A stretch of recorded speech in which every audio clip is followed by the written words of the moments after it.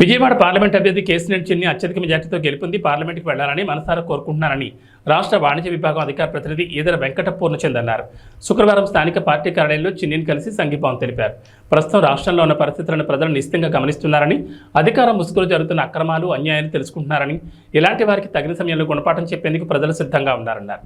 ఊసరవేలు రాజకీయాలు చేసేవారని ప్రజలు విశ్వసించారని, వారికి ఓటుతోనే సమాధానం చెప్పాలని అన్నారు. రాష్ట్ర వ్యాప్తంగా కూటమి అభ్యర్థులు విజయం సాధించి అధికారం చేపడతారన్న ఆశాభావాన్ని వ్యక్తం చేశారు.